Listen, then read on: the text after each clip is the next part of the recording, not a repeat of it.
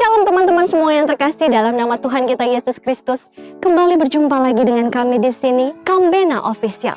Senang sekali rasanya kami Kambena Official bisa hadir kembali menemani hari-hari dan waktu santai kalian sembari kami menghadirkan konten-konten video yang bernilai positif dan tentunya yang berdampak kepada kekekalan. Masih tetap di dalam program yang sama, program SBBR, program sharing berkat buku rohani. Di mana di program ini kalian semua bisa mengetahui isi buku tanpa harus membacanya. Di mana lagi kalau bukan di channel YouTube kesayangan kalian semua, Kambena Official.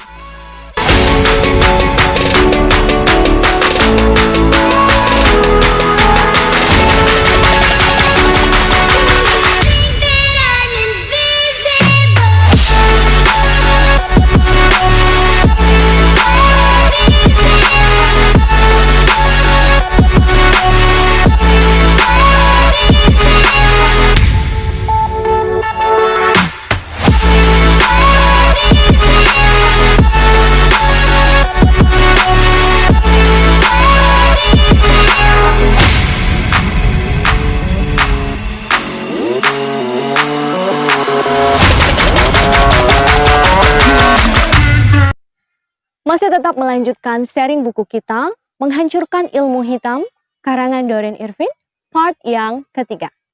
Di part yang kedua, minggu yang lalu, kita semua sudah menyaksikan tentang kisah pengalaman dari Doreen Irvin sendiri. Dan di part yang ketiga ini, Doreen akan menceritakan kepada kita semua kisah tentang perselingkuhan ayahnya dengan seorang wanita yang ada di pub malam. Dan bagaimana usaha ibunya untuk bunuh diri. Doreen juga menceritakan tentang usahanya untuk kabur dari rumah dan bagaimana dia juga adalah seorang anak yang sangat sulit diatur di sekolahnya. Bagaimana kisah selengkapnya? Jangan kemana-mana, tetap pantengin terus Kambena Official karena di channel ini kalian bisa mengetahui isi buku tanpa harus membacanya.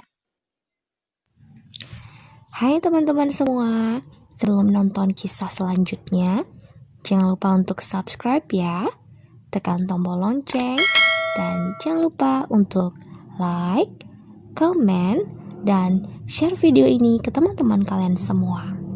Arigato gozaimasu. God bless you all. Di bab 3 ini, Doreen menceritakan tentang pengalamannya pernah menjadi seorang murid yang sulit diatur di sekolahnya. Doreen juga menceritakan tentang pengalamannya punya teman hayalan. Doreen juga menceritakan tentang perselingkuhan ayahnya dengan seorang wanita di pub malam. Dan Doreen juga menceritakan tentang usaha ibunya untuk bunuh diri dan akhirnya pergi meninggalkan rumah dan pergi tidak kembali lagi. Dan Doreen juga menceritakan tentang keinginan Doreen untuk kabur dari rumah. Baik. Seperti biasa, saya akan menceritakan kisah Doreen ini secara paragraf demi paragraf. Bab 3 terdiri dari 29 paragraf. Di paragraf pertama sampai di paragraf yang ke-8, Doreen menceritakan kisahnya di sekolah. Di sekolah, Doreen adalah salah satu murid yang sulit untuk menjadi murid yang baik. Hal itu diakibatkan karena berkali-kali perkelahian dan perang mulut di rumah tidak terhindarkan. Doreen sering bertanya-tanya, kapankah akan berakhir semua pertengkaran yang ada di rumah Doreen? Dan apakah yang akan terjadi dengan nasib keluarganya? Doreen bersekolah di Santo John di Uxbridge, tetapi tidak pernah bisa belajar dengan baik. Semua guru di sekolah tidak mengerti persoalan yang menerpa Doreen. Mereka semua hanya bisa memarahi Doreen. Bagi Doreen, sekolah adalah mimpi buruk yang panjang. Doreen selalu dapat masalah di sekolah karena sering datang terlambat ke sekolah. Doreen menceritakan bahwa ada satu guru yang selalu memarahi Doreen. Meskipun Doreen selalu belajar untuk bersikap baik, tapi selalu saja salah di mata guru itu. Guru itu gampang saja memarahi Doreen setiap waktu, tanpa pernah mau tahu apa yang terjadi di dalam kehidupan Doren. Doren beranggapan mungkin karena pakaian Doren. Doren menyadari bahwa Doren berbeda dengan sebagian anak-anak yang lain di sekolah. Rambut Doren sering acak-acakan. Doren sering disuruh pulang karena kepala Doren berkutu. Guru itu selalu mencari-cari kesalahan Doren. Di sekolah, Doren sering menjadi objek cemoohan anak-anak lain yang pakaiannya lebih baik dan lebih terawat daripada Doren. Ejekan-ejekan mereka sering sekali menyakiti hati Doren, karena sesungguhnya Doren juga adalah anak yang termasuk sensitif. Meskipun dari luar, Doren tampak seperti anak yang besar mulut. Di sekolah, teriakan kepala berkutu, gigi kuning, sering mengikuti Doren kemanapun Doren pergi. Para guru juga sama buruknya dengan semua teman-teman yang mengejek Doren, sehingga membuat Doren menjadi tidak tahan dan benci dengan yang namanya sekolah. Tidak heran Doren sering membolos daripada pergi ke sekolah. Bagi Doren, lebih baik pergi ke taman sepanjang hari, berbaring di atas rumput, memandangi pohon-pohon yang tinggi dan awan yang beranak, melamun tentang tempat yang jauh seperti Afrika dan India, dan lain sebagainya. Alasan Doren membolos dari sekolah juga diakibatkan karena ibunya sering menyuruh tinggal di rumah untuk menjaga adik-adik Doren, dan juga sering sekali tidak sekolah karena tidak punya sepatu ke sekolah. Hanya satu hal yang membuat Doren menjadi bangga pergi ke sekolah, yaitu pelajaran olahraga. Doren menceritakan bagaimana ia bisa berlari secepat kelinci, melompat seperti katak, dan berenang laksana ikan. Kemampuan Doren itu membuat Doren memperoleh sedikit penghargaan dari beberapa anak-anak di sekolah. Teman-teman, waktu saya mendengar cerita Doren di paragraf ini, saya teringatkan murid saya di sekolah. Karena memang kebetulan saya adalah seorang guru TK. Dan saya mempunyai seorang murid di sekolah yang gampang sekali marah-marah gitu ya. Dan kalau sudah marah dia akan berteriak-teriak dengan suara yang keras, menangis sekuat tenaga sambil menendang-nendang meja dan melempar apapun yang ada di dekatnya. Tingkahnya itu muncul di saat dia mengalami kekalahan jika bermain dengan teman-temannya, ataupun kalau ada satu perlombaan atau apapun itu yang namanya kekalahan, itu dia nggak bisa terima gitu.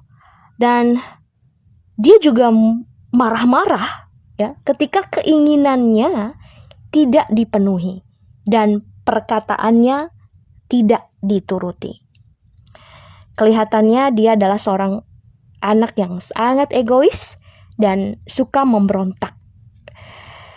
Ya, walaupun sebenarnya dia adalah anak yang sangat sensitif sebenarnya.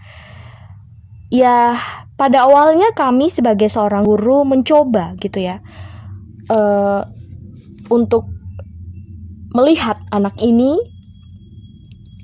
dengan sudut pandang kami, yang dimana notabene kami belum mengerti apa yang membuat anak ini mempunyai tabiat seperti itu gitu ya. Jadi ketika anak itu marah-marah ya, ketika dia mengalami kekalahan, ketika perkataannya tidak dituruti gitu ya, dan dia selalu ingin menjadi ruan nomor 1 padahal dia kalah gitu loh.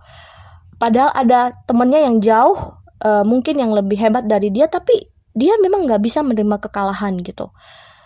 Dan ketika dia melampiaskan kemarahannya itu dengan marah-marah, berteriak sekuat tenaga sambil menendang-nendang, kami otomatis sebagai guru, respon pertama kami juga menghadapi anak itu dengan amarah gitu ya. kami marah gitu. Kami menyatakan bahwa apa yang dilakukannya itu salah gitu loh. Dan kami sering memarahi dia gitu. Kami sering sekali tidak sabar menghadapi dia ketika dia marah-marah tanpa alasan gitu ya. Dan akhirnya karena tabiat anak ini terus-menerus terjadi, akhirnya kami mengambil sebuah keputusan untuk bercerita kepada orang tuanya. Kebetulan orang tuanya tidak di sini, jadi dia diasuh oleh neneknya gitu ya. Dan ketika kami sampaikan tentang masalah kepribadian anak ini, mulailah neneknya itu bercerita kepada kami gitu, bahwa dia bilang bahwa anak ini kurang mendapat kasih sayang dari kedua orang tuanya gitu ya. Orang tuanya sudah pisah ranjang gitu, walaupun mungkin belum ada kata cerai sih sebenarnya gitu, tapi udah lama pisah ranjang karena ayahnya adalah seorang pecandu narkoba gitu loh. Dan sewaktu kecil dia juga tuh sering mengalami kekerasan baik secara fisik maupun secara verbal gitu. Jadi kekerasan secara verbal itu maksudnya ya dia sering sekali mendengar makian gitu. Dia sering sekali dikasarin gitu ya sama mungkin ayahnya pada saat itu gitu. Jadi itulah yang sering dia alami gitu. Jadi ketika neneknya itu menceritakan tentang kisah latar belakang keluarga anak itu, kami akhirnya sebagai seorang gurunya mulai mengerti. Dan akhirnya kami juga mulai merubah sikap kami untuk menghadapi anak itu gitu. Jadi pada saat anak itu mulai menunjukkan kemarahannya gitu ya, seperti biasa pada saat dia mengalami kekalahan dan pada saat perkataannya itu tidak dituruti, itu kami tidak marah-marah lagi untuk menghadapi dia gitu. Walaupun memang terkadang ada marahnya gitu, tapi marahnya kami itu ibaratnya kami tuh semakin lebih tegas, lebih banyak memberikan pengertian kepada dia, kenapa seperti ini, kenapa seperti itu gitu ya.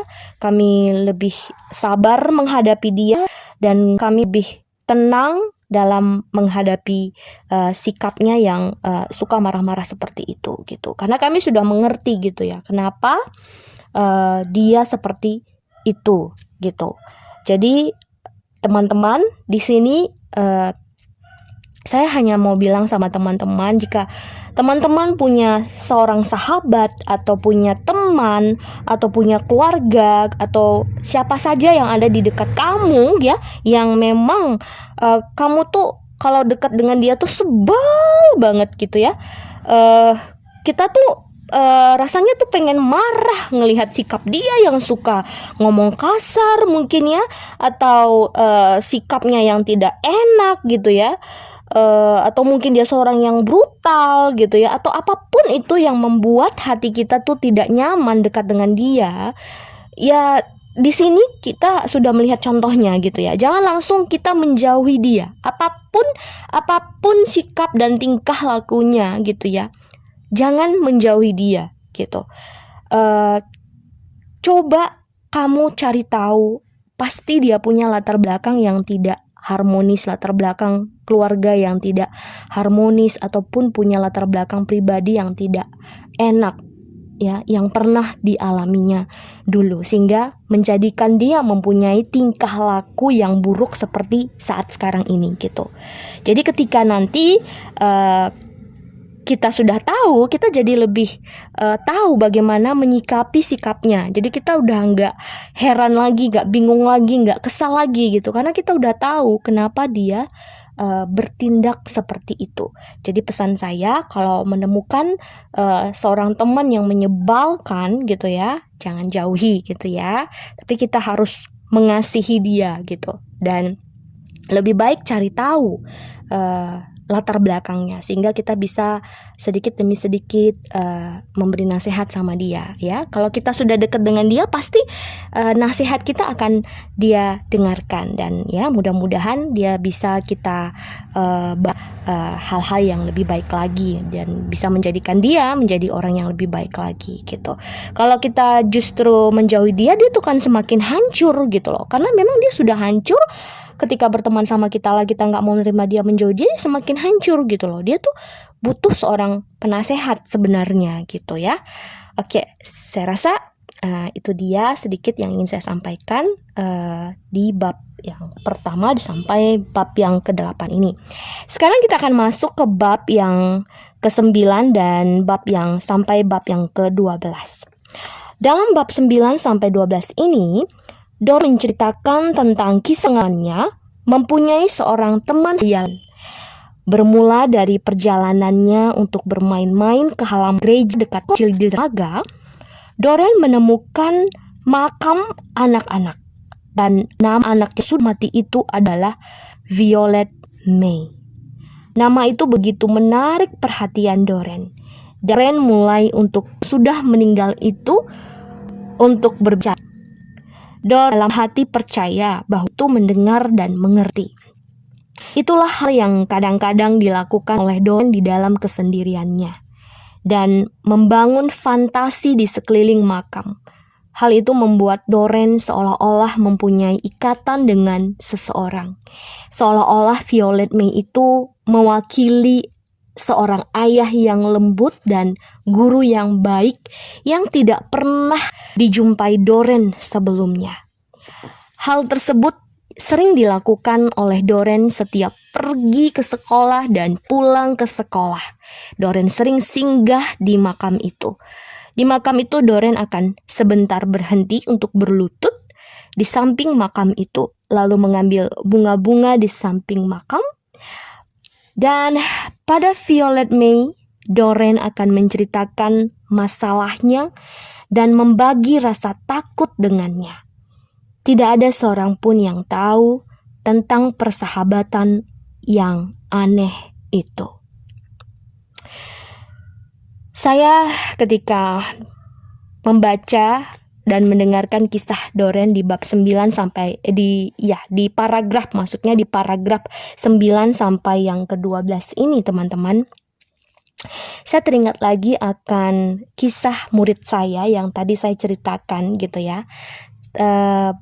Bahwa murid kami ini dulu ternyata kata neneknya sering sekali dikurung di dalam kamar gitu ya, untuk bermain-main sendiri gitu ya. Biasanya kan kalau orang tuanya pergi gitu ya kan, anak pasti dititip ya kan, mungkin sama pengasuh atau sama tetangga atau sama siapa aja gitu. Tetapi berbeda dengan murid kami ini, teman-teman. Ternyata murid kami ini kalau orang tuanya, kalau ayahnya tuh udah otomatis lah nggak mau tahu ya kan. Kalau ibunya pergi bekerja, Doren ini murid kami ini sering sekali dimasukkan di dalam kamar dan dikunci gitu loh. Jadi dia di dalam kamar itu bersama dengan main-mainannya. Mungkin sudah disediakan main-mainan yang banyak, mungkin mobil-mobilan atau kereta-keretaan atau bola-bolaan gitu kan, dimasukin ke dalam kamar bersama dengan murid kami itu. Dan mungkin untuk makannya juga mungkin sudah diletakin di situ. Jadi sewaktu-waktu kalau misalnya anak ini lapar, mungkin anak ini nanti bisa tinggal makan gitu. Begitulah seterusnya sambil menunggu ibunya pulang dari tempat pekerjaan. Dan didapati ternyata anak-anak ini gitu ya, murid kami ini sering sekali berbicara dengan main-mainannya, teman-teman. Ya, contohnya seperti mobil-mobilan gitu ya. Dia sering curhat sama mobil-mobilannya gitu. Contohnya bilang, mobil-mobilan, mamaku hari ini pergi. Dia pergi kerja, dia meninggalkan aku. Oh ya, aku mau main-main sama kamu. Kamu mau main-main sama aku? Nah, seperti itulah dia sering bercerita sama mainan-mainannya itu, teman-teman. Bahkan bukan hanya sama mobil-mobilannya dan juga mungkin bukan sama bola-bolanya dia berbincang-bincang. Bahkan sampai dinding tembok kamarnya pun dia sering ajak ngomong gitu loh. Seolah-olah mainannya, seolah-olah dinding itu, seolah-olah tembok kamar itu adalah ibu ataupun ayah ataupun teman yang dia bisa ajak ngomong, teman-teman. Waktu saya dengar nenek ini menceritakan tentang anak ini, saya tuh nangis, teman-teman, sedih sekali mendengarnya gitu loh. Kok ada ya orang tua yang seperti itu? Ya mungkin memang karena keadaan kali ya. Tapi ya gimana ya, seorang anak jadinya rusak mentalnya seperti itu. Bayangkan teman-teman, yang seharusnya orang tuanya yang sebagai tempat curhat bagi dia, tapi orang tuanya tuh nggak ada, teman-teman, gitu loh. Justru pada saat malam dia tidur, ibunya baru kembali gitu. Jadi dia benar-benar nggak punya teman curhat, nggak punya teman bermain. Ya teman bermainnya ya hanya mobil-mobilannya gitu loh. Mobil-mobilan itu kan benda mati ya, nggak bisa diajak curhat, nggak bisa diajak berkomunikasi. Tapi itulah yang terjadi sama murid kami ini gitu loh. Jadi ini sebenarnya cerita ini sama persis dengan Doren. Bayangkan teman-teman, Doren gak punya teman cerita, gak punya teman curhat gitu loh.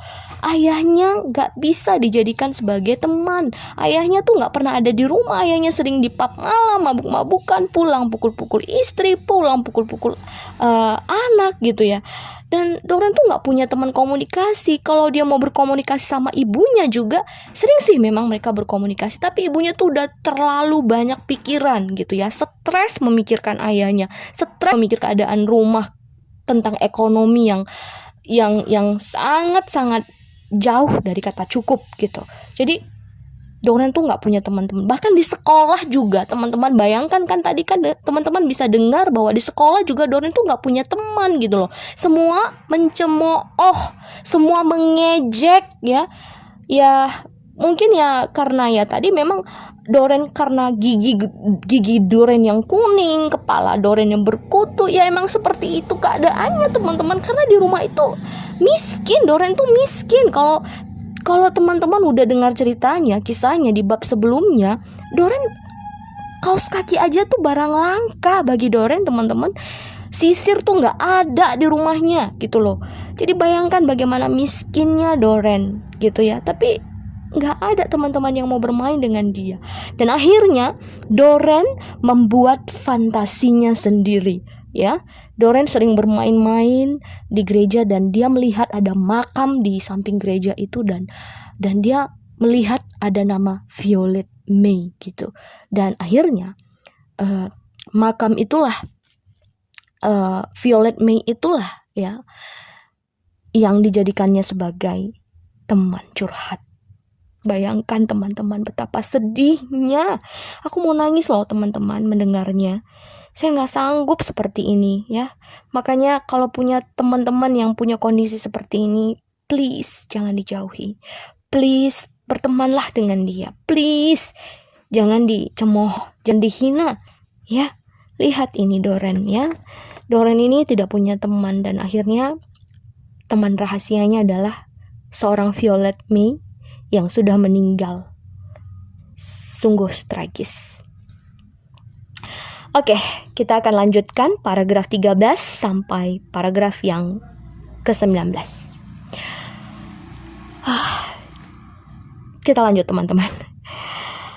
Di paragraf ini Doren menceritakan tentang perselingkuhan ayahnya dengan seorang wanita yang baru saja ditinggal mati oleh suaminya.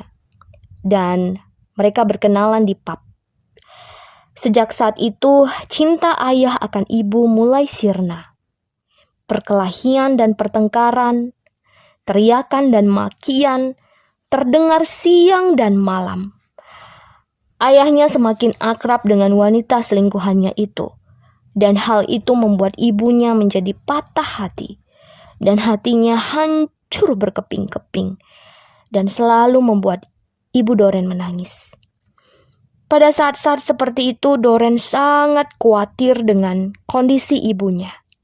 Satu hal yang ditakutkan oleh Doren adalah jika ibunya pergi meninggalkan mereka semua. Dan ternyata teman-teman, hal itu memang benar-benar terjadi. Pernah terlontarkan oleh ibunya bahwa dia akan pergi meninggalkan mereka semua. Tetapi pada saat itu Doren berusaha keras untuk menyenangkan dan menenangkan ibunya. Terbesit di dalam hati Doren ingin membunuh perempuan selingkuhan ayah itu jika suatu hari mereka bertemu Dan tahu gak teman-teman, memang mereka bertemu di suatu malam teman-teman. Setelah Doreen pulang dari bermain-main dan ingin bertemu dengan ibu di rumah, tapi ternyata Doreen tidak menemukan ibunya. Dan tiba-tiba Doreen mendengar suara ayahnya dan tampak kerumunan besar orang masuk melalui pintu depan rumahnya Doreen. Dan di sana Doreen melihat ibunya sedang duduk di atas sebuah kursi dan dibalut dengan selimut abu-abu membungkus bajunya yang basah kuyup. Beberapa tetangga juga hadir di sana. Dan seorang perempuan yang tidak Doreen kenal tampak berdiri di samping ayah Doreen. Dan saat itulah Doreen berpikir bahwa wanita yang berdiri di samping ayahnya itulah penyebab dari semuanya terjadi. Ya, lihatlah ayah Doreen teman-teman. Saya harap kita nggak punya ayah yang seperti itu ya teman-teman. Ataupun jangan sampai kita yang belum menikah akan jadi seperti ayah Doreen gitu ya. Ini contoh yang gak baik dan yang gak bener gitu ya. Udah mabuk ya, suka pulang malam, suka pergi ke pub malam, selingkuh lagi. Ya, luar biasa sekali ayah Doreen ini yang teman-teman. Ya, seperti itulah ayah Doreen. Kita lanjut paragraf berikutnya. Dalam paragraf 20 sampai paragraf yang ke-29, Doreen menceritakan tentang usaha ibunya untuk bunuh diri yang berujung kepada lari dan minggat dari rumah dan pergi meninggalkan Doreen dan adik-adiknya dan tidak pernah kembali lagi. Usaha ibunya untuk bunuh diri diawali dengan terlihatnya dengan mata kepala ibunya sendiri. Ayah Doreen berjalan dengan seorang perempuan selingkuhannya itu dan memergoki mereka di jembatan di kanal.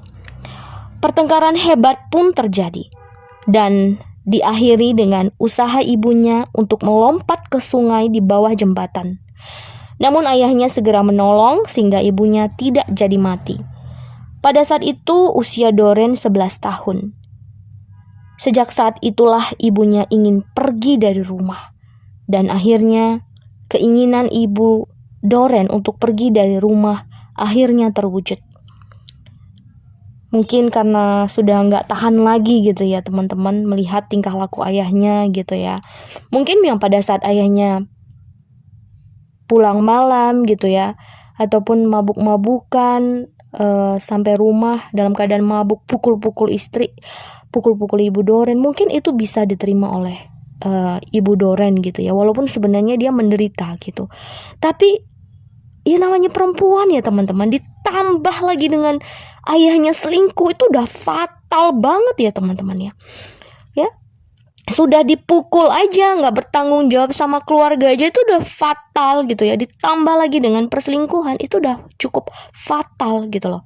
Nah akhirnya itulah alasan ibunya membuat ibunya tuh merasa sudah tidak tahan lagi dan ingin pergi dari rumah. Dan memang benar-benar terwujud teman-teman, benar-benar diwujudkan oleh ibunya. Mungkin ibunya ini udah stres ya. Dan dia nggak ingat lagi sama anak-anaknya gitu. Dia tinggalin anak-anaknya. Mungkin ibunya tuh sudah sangat rapuh. Dan pada saat itu mungkin akal sehatnya tuh udah nggak main lagi. Dia udah nggak ingat sama anaknya lagi ya. Saking dia sudah sakit hatinya melihat tingkah laku suaminya yang selingkuh dengan seorang perempuan gitu. Dan akhirnya ibu Doreen pergi dari rumah. Tahu nggak teman-teman, waktu Doreen menceritakan kisah selanjutnya, saya tuh nangis banget teman-teman. Seolah-olah tuh saya ngerasakan penderitaan dan kesedihan Doreen. Di hari Senin, di waktu malam dan di waktu makan malam tiba, rumah kosong dan tidak ada tanda orang ada di sana. Aku hanya mendapati sebuah catatan yang disandarkan pada botol susu yang setengah kosong Dan tulisan itu berisi, "Dolly sayang, ibu telah pergi dan takkan kembali. Jadilah anak yang baik dan tolong jaga adik-adikmu demi ibu. Jangan menangis. Salam sayang dari ibu." Pada saat membaca surat kecil itu, Doreen merasa seluruh tubuhnya terasa sesak, seakan tidak percaya. Untuk pertama kalinya, Doreen merasa patah hati. Doreen menangis terseduh-seduh. Kehampaan besar memenuhi hati Doreen. Sambil memanggil, "Ibu, ibu," tapi ibunya tidak kunjung datang juga. Kemarahan dan kepahitan yang mendalam memenuhi hati Doreen. Doreen langsung keluar dari rumah dan segera mencari ibunya selama berjam-jam untuk mencari dan terus bertanya tentang keberadaan ibunya. Tapi semua usahanya sia-sia. Dan ibunya tidak akan kembali lagi ke rumah karena Doreen tidak menemui ibunya. Doreen merasakan kesedihan yang amat mendalam. Sambil menggendong adik bayinya yang paling kecil, Doreen akhirnya kembali pulang. Tidak ada makanan di dalam rumah. Bahkan sekedar remahan roti pun tidak ada. Rumah terasa sepi dan dingin.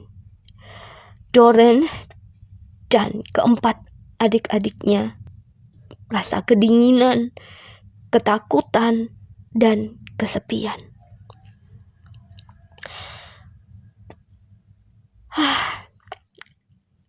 Saya nggak tahan dengar ceritanya, teman-teman. Sedih banget, ya, sedih banget. Tapi itulah yang dialami oleh Doreen, teman-teman. Makanya tidak heran kalau Doreen itu akhirnya menjadi seorang pelacur. Bukan karena keinginannya sebenarnya, tapi karena situasi dan kondisi. Hidupnya semakin hancur dan hancur.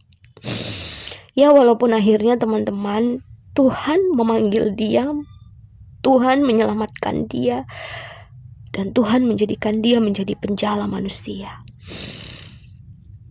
Makanya sekali lagi saya bilang sama teman-teman, kalau teman-teman punya teman yang punya latar belakang sedih seperti ini, jangan dijauhi. Teman-teman harus dekat sama dia. Teman-teman harus jadi teman bagi dia, supaya dia tidak merasa sendiri, supaya dia punya teman curhat untuk bisa membangkitkan hatinya, ya, supaya dia tidak merasa sendiri.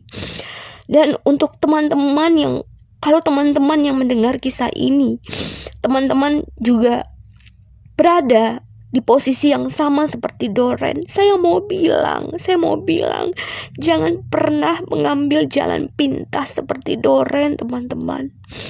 Masih ada Tuhan, percayalah, masih ada Tuhan.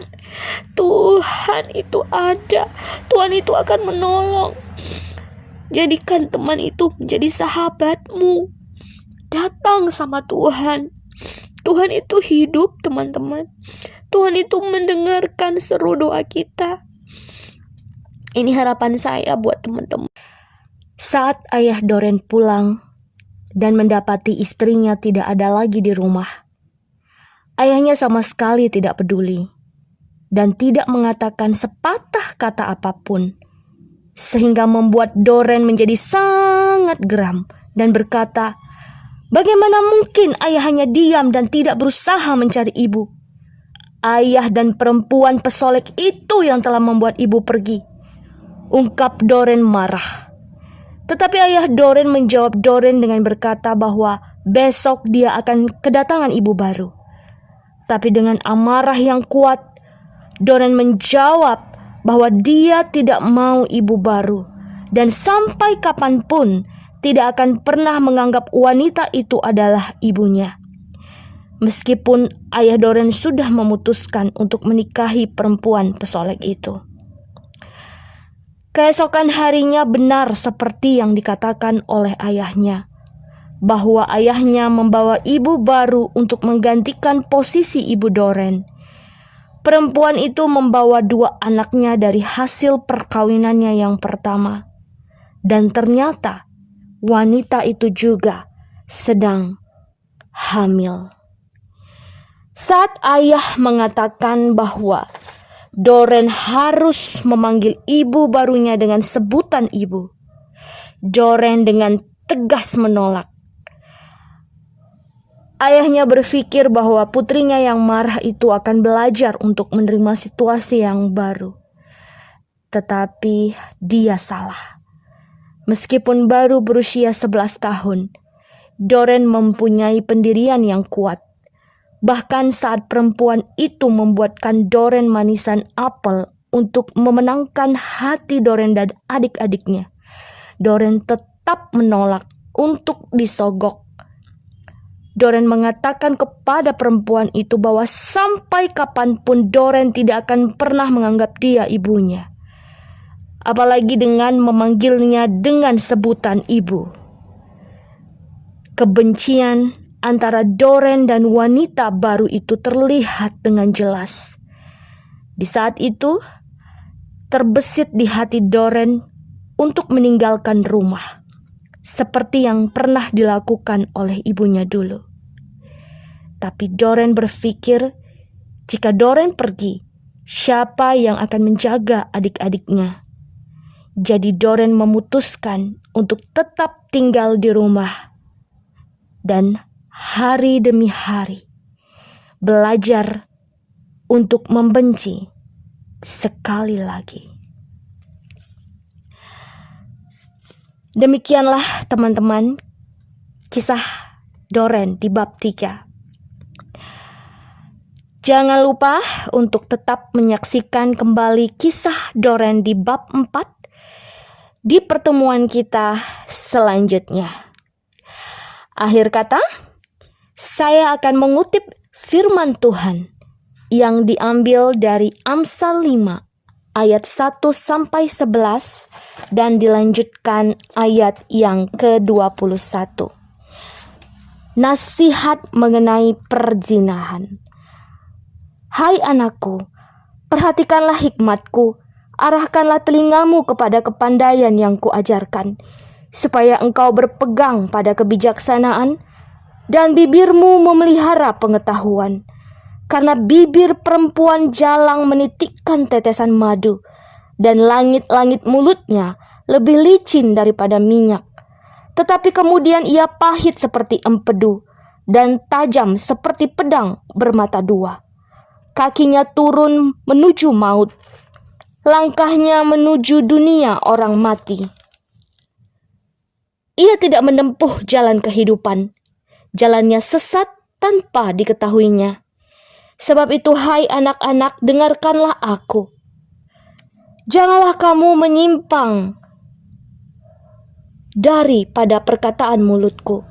Jauhkanlah jalanmu daripada dia, dan janganlah menghampiri pintu rumahnya, supaya engkau jangan menyerahkan keremajaanmu kepada orang lain, dan tahun-tahun umurmu kepada orang kejam, supaya orang lain jangan mengenyangkan diri dengan kekayaanmu, dan hasil susah payahmu jangan masuk ke rumah orang yang tidak dikenal. Dan pada akhirnya engkau akan mengeluh kalau daging dan tubuhmu habis binasa. Karena segala jalan orang terbuka di depan mata Tuhan, dan segala langkah orang diawasinya. Demikian firman Tuhan dan kisah Doren. Tuhan Yesus memberkati.